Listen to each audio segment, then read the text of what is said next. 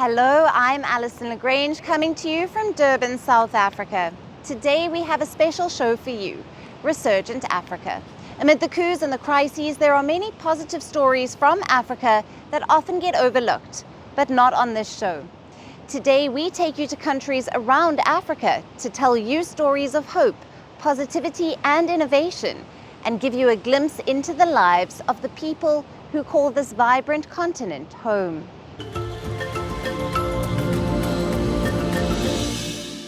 No business is inherently big or small. It's the intention and sweat behind it that counts. After all, in a world where no one can predict what will soar and what will crash, why not give it a go? Business ventures are like high-wire acts without a net. As the old saying holds true, no job is too small or too big. Take, for instance, a charming business in Egypt's Beheira region that's turning lives around one silk thread at a time. This isn't just any carpet business, it's like a silk carpet extravaganza. Forget those soulless machine-made rugs, these beauties are handcrafted using homegrown silk. Beheira's silk carpet industry is the ultimate do-it-yourself operation. Tiny workshops buzz with activity as workers breed silkworms. They manage cocoons and extract silk threads. These threads are then woven into carpets so magical that even Aladdin would be jealous. We are a town of Beheira city. The project started a while ago, and now this project has become the main industry in this town.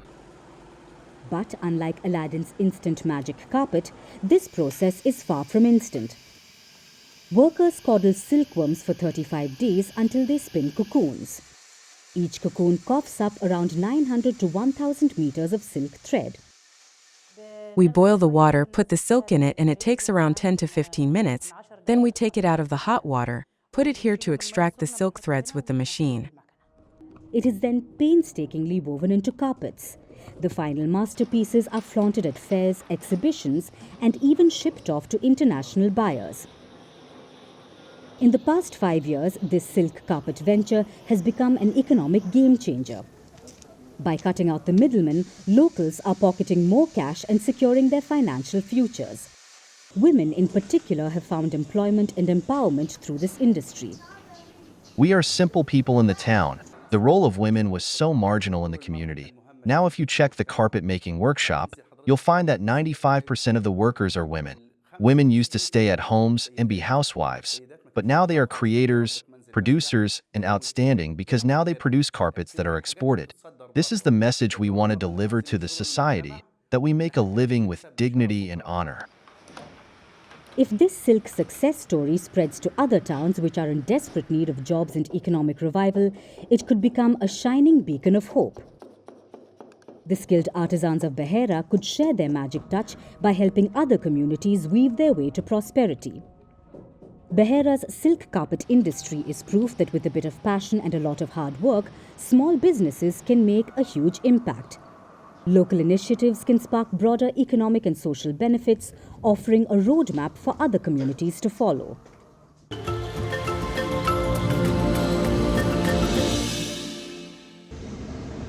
Trains have long been a vital artery in the economy of any country.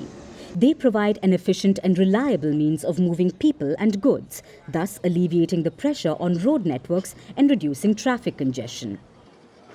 In developing countries, the significance of a robust railway system is even more pronounced.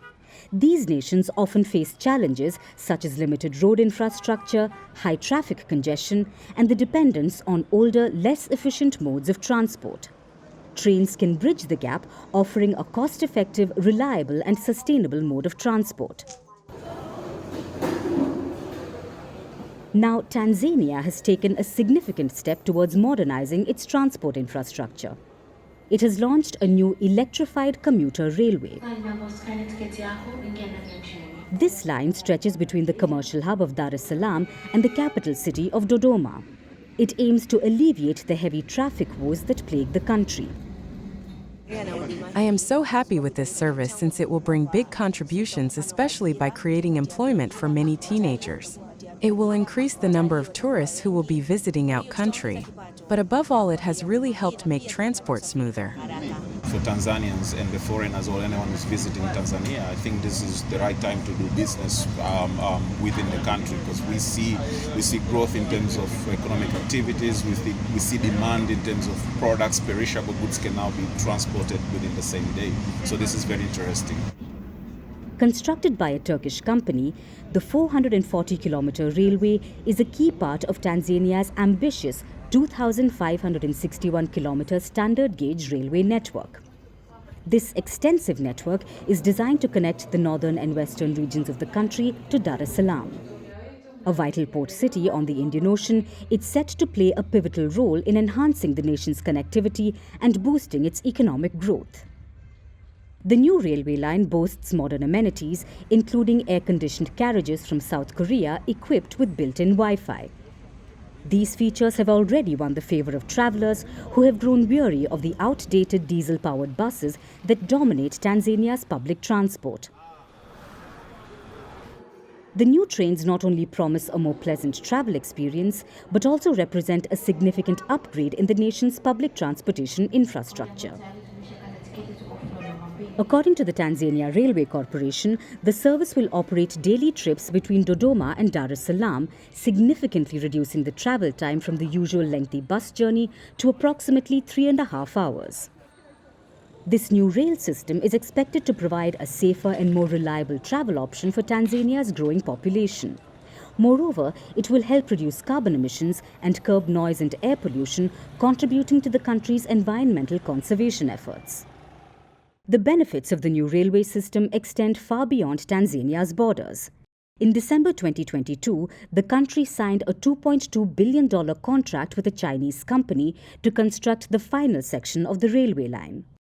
This extension is intended to link Tanzania's main port with neighboring countries, helping in enhancing regional trade and cooperation.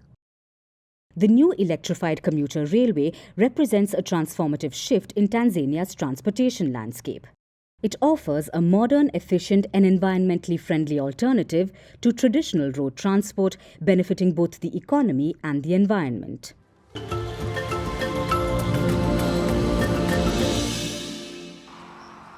Around 450 kilometers away from Algeria's capital, Algiers, lies the Lake Tinselt. It is one of the largest wetlands in the country, but today the lake has turned into a vast expanse of cracked earth. It is now all dried up. Locals say that barely a month ago there was water in the lake. However, high temperatures and a multi-year drought have resulted in its disappearance. The lake was once home to thousands of flamingos who migrated there each year to nest. But as the water dried up, many adult flamingos were driven away. They left behind their unhatched eggs and defenseless chicks. Dozens of them have died from hunger, thirst, poaching, and wolf attacks. But some of them were lucky enough to survive, or fortunate enough to have been rescued. Their saviors are these volunteers who took the responsibility to rescue the chicks. They saved around 300 pink flamingo chicks. The volunteers provided their cars and trucks to transfer the flamingos about 50 kilometers away to Lake Mahidia. As you can see, this bird is injured. We hope it will join the 283 already rescued. We've kept it here to look after it and protect it. When it's better, it will be reunited with the 283 other birds. We hope this one will be the 284th. The rescue operation was initiated by a local amateur wildlife photographer, Tarek Kawajlia. Kawajlia noticed the diminishing size of the lake and the decrease in the flight of birds. It was then that he realized that the flamingos needed help. He says that the operation has been successful and many parents were reunited with their little ones. However, he expressed regret that the group could not save all the birds. Even after rescuing them, the volunteers are taking time to monitor the chicks' recovery. We brought 283 birds here. babies that had been evaluated from the tinsel pond, which has dried up. We make morning and evening rounds to monitor them until they recover. We want them to fly again so that next year they can return and life can get back to normal. Lake Tinselt is one of around 50 water bodies in Algeria that have been declared wetlands of international importance. This is under the Ramsar International Environment Treaty to protect wetlands. Last year, about 100 pink flamingos died at Lake Telemine in western Algeria's Oran province. This was due to wastewater pollution, according to environmental activists. It's almost certain that human activity and climate change are inflicting a crisis for animals in various ways and in all parts of the world, from habitat loss to species extinction. Amid the pain and suffering, the actions of these Algerian volunteers is the least that could be expected from humanity.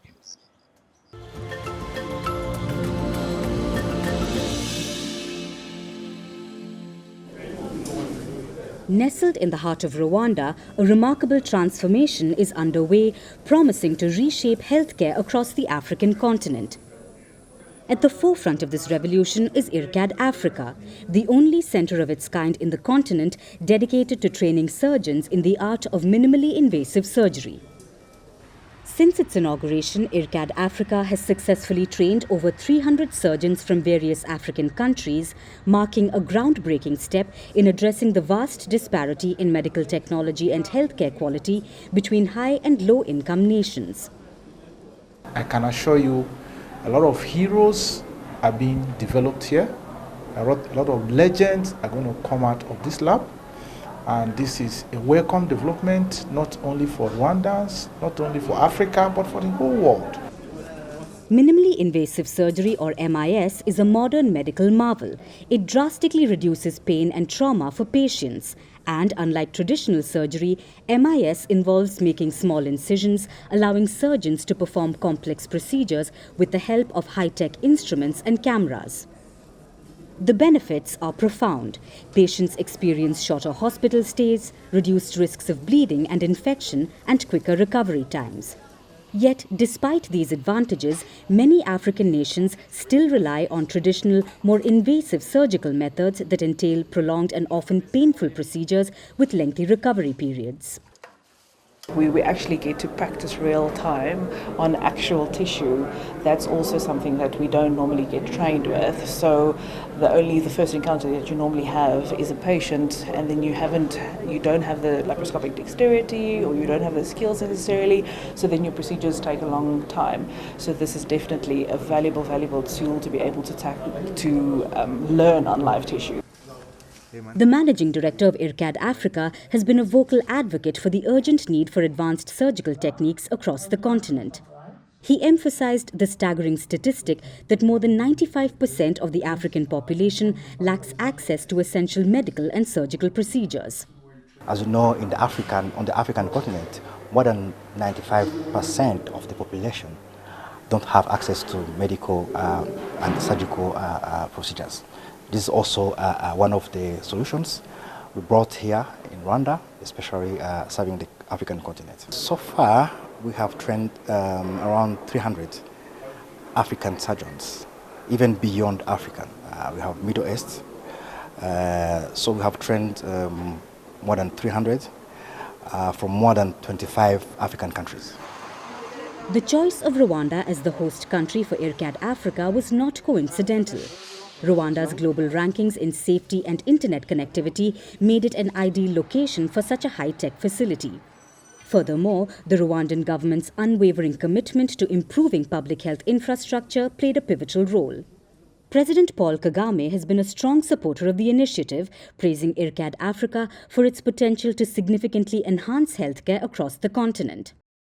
At the launch event, Kagame highlighted the importance of continued investment in public health infrastructure to support such transformative projects.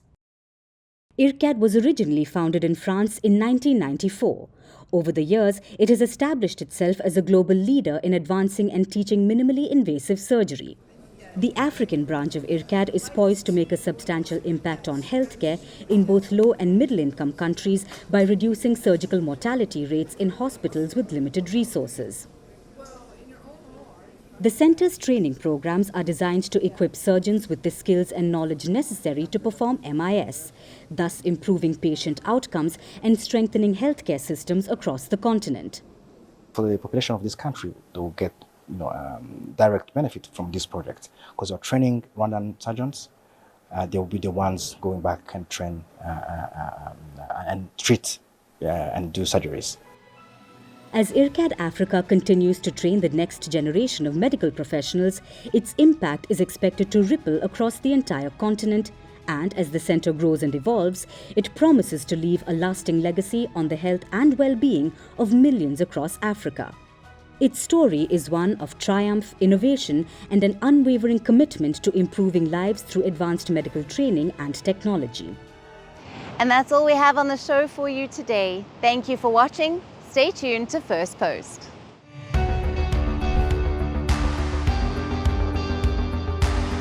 Across continents, one powerful news source. Bringing you diverse perspectives on the issues that matter.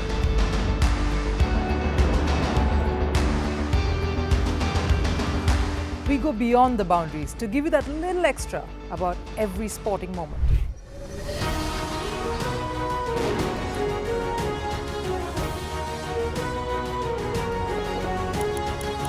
So thank you for making Firstpost 5 million strong.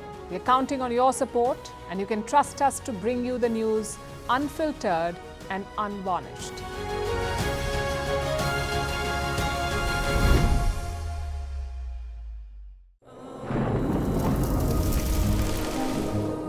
Climate change is on our doorstep. It's time for a revolution to take root. And it starts with 1.4 billion Indians. It starts with one tree for humanity, one tree for Mother Earth, one tree for our future. Project One Tree, a News 18 network initiative.